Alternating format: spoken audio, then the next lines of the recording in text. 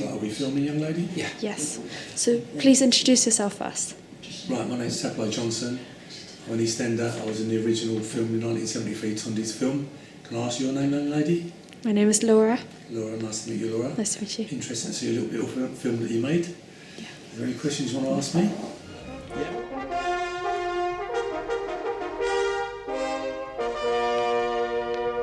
Good Evening here is the news.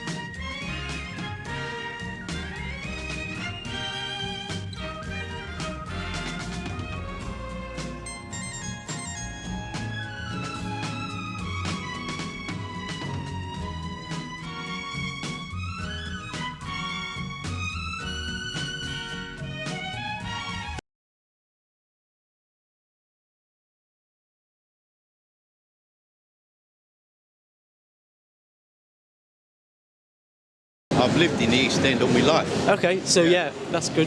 I remember this market at one time was only that side, Yeah. and this side of the market used to be two five-a-side football pitches, and the traders used to park their vans here.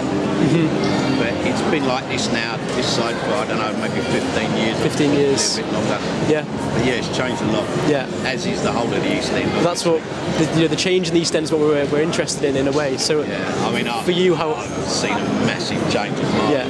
I mean, it ain't the place I grew up, that's for sure. Yeah, and that. But it's, in a lot of ways, it's changed for the better. When I was like a teenager in the 70s, it weren't really a place to walk around after dark. No. You didn't know where you was going, that's for sure. So, you grew up very streetwise. Yeah. But it ain't really like that anymore, For want of a better word, all the scumbags seem to have moved out, and decent people have moved in. What do you think should be done about your kids in that area, and how could we help them? We should take them away from there and put them further up. Say Myland or Stepney Green. Why change them? Why can't we make it better? Why can't we make it better in that place for them there? Development, innit? Yeah, well, why? Do you think we ought to do that? What? Make it better for them and leave them there instead of having to move them out? You can't because development. No, you Moving can in, make innit? it better there. You can can't. make things better there. Yeah. Why should they have to move out of their area they've lived in all their lives, right? Yeah. And go and live somewhere else. They want to live. They want to be brought up there, right? And they should have proper amenities for them there. They should be brought up there. They should live there, and they should be able to do the things they want to do there. I think. Pat, look. And it is what it is, isn't it? Yeah. But it is extremely different. But yeah, I ain't got a problem with it. It's fine with me. My house is worth a hell of a lot more money now. I know that. Yeah. So I guess that's like a part of the gentrification that's happened in the area, isn't it? Yeah, I mean, where I live up in Bow, which is only a couple of miles up the road from here, I mean, it's so gentrified now, it's ridiculous, Yeah. Where did these people come from, Yeah. What kind of jobs have they got that they can afford £1 million for an house in the East End? Yeah. But Yeah. good luck to them, Makes my house worth a lot more than it was. It's, from the 70s to now, I mean, which is what, 50 odd years ago now, and it's like huge difference. Yeah. I don't really think it's. I mean, lots of people go, "Oh, it ain't the East End anymore," but I guess you could say that about anywhere, really. If you went to Manchester or Leeds or Sheffield or anywhere, I'm sure the indigenous population would say the same thing. Yeah. I guess it's what they call progress. I'm not necessarily sure it is progress, but things change, don't they? Yeah. Yeah. If everything stayed the same, life would be very dull anyway, wouldn't it? So yeah, it's okay. Yeah. That's good. Can we maybe have like a shot of you and just Yeah, sure, if you want. Yeah. No problem. Oh, that's very nice of you. Thank you so much. 3 words. It's hard. It's a hard question. Yeah, it is. I can put it in a couple more, not what Go on. it used to be. Yeah. There you go. Could you also maybe describe the area in like 3 words? Okay, touristic. area, trade center, kind of trade center, and also heritage. Anything else you ask? Could you maybe describe the East London right now, sort of this area, in 3 words? For the rich.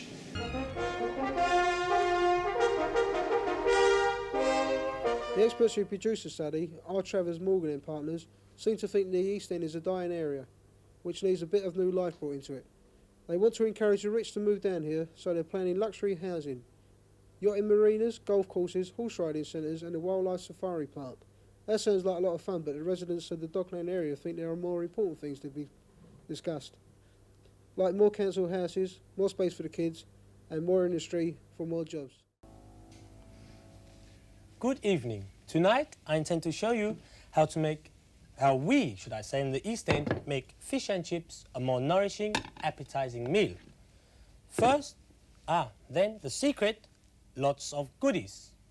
Now, I will take the fish, first of all, to my saucepan, carefully into this saucepan.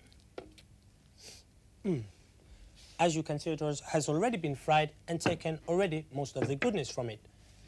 Liberally, I spread guineas, some cream cheese. It really brings the flavor, and you must be quite generous with your sultanas. Like so. I will add this.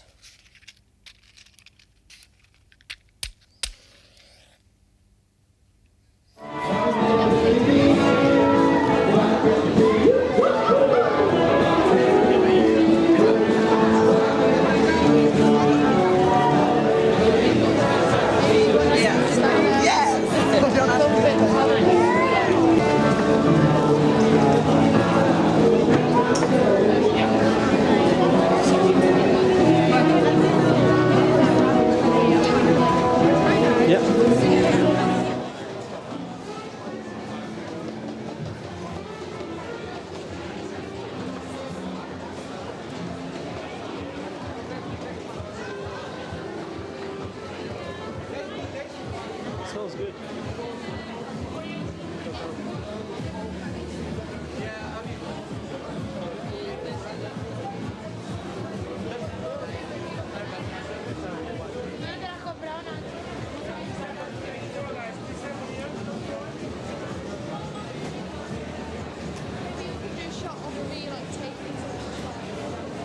Yeah.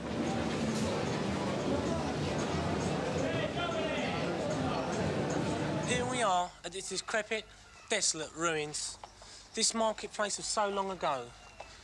This is Hessel Street, E1.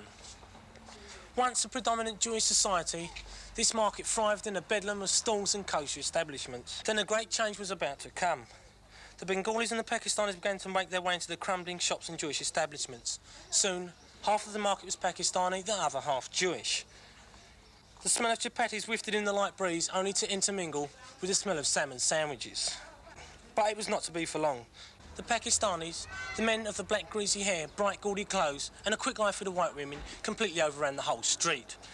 But whether they can retain their culture remains to be seen. On the whole, there are placid people, the subject of many physical and verbal attacks. Till we can learn to accept their culture and remember that they are the same as ourselves, then perhaps one day we'll be able to break down the social and racial differences between us. Till then, we must treat them like brothers and sisters, for after all, they are really our brothers and our sisters. Alan Wicker signing off from Hessel Street.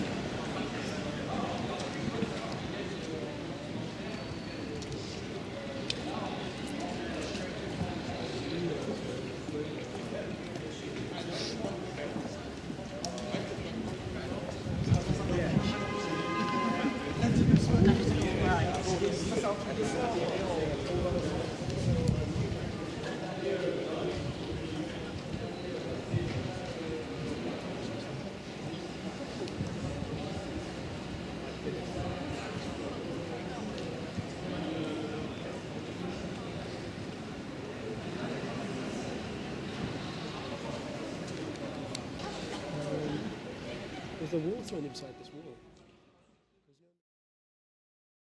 It resonates with people still.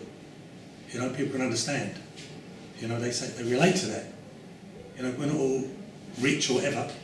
People understand. Everybody's got to struggle, one way or another, in one form or another. Everybody's got to struggle, and people, you know, just people can relate to that, whether it be financially, mentally, through family, friends, whatever. Everybody's, you know, got problems, and that film shows a few problems. And tries to explain a few problems and the reason for those problems, and hopefully find a way out of those problems. Doesn't always work, but it's great for them to have the same access to the media that he has. He can write his bits for the Sunday papers, you know, great, good for you, Ben, with your son. Most people do not have access to the media. I think this is what it's for. It's the most powerful form of communication, all that bullshit, etc., except it's denied to everybody except the professionals. The Bill Grundys, the Eamon Andrewses, the Benny Greens, and me sitting up here, you know, we're all sort of pontificating about how it should be, but nobody gives a chance to the people who actually live there to talk about it, except when they're patronisingly interviewed by the people on television shows. I think this is another thing that came out of tonight, whether you agree or not, Benny. These, you know, people should be allowed to make their statements. I think it's not a bad idea for the BBC to kind of subsidise groups like the East London plug. Basement. Hello. Hello, why did you think my film was downbeat? Or our film was downbeat? I think that it was overshot with... I think you're all a bit overshot with the feeling that in some way something is owing to you. No, nothing is owing to us, right? We've got a right to do what we want, right? Everybody's got a right to have some sort of enjoyment in life, right? And as you well know from coming from the East End, right, you don't get no enjoyment from going in a factory and working all day long and living in slums, right? And there is still a lot of that in the East End, all right? And you don't know about the East End now because you don't live there, all right? And I'm not putting any black beefs about. There's white boys and black boys here, right? And I'm half white myself, right? It's got nothing to do with that. I'm talking about us as a whole. We all have a bad life. And that's all I've got to say. Goodbye.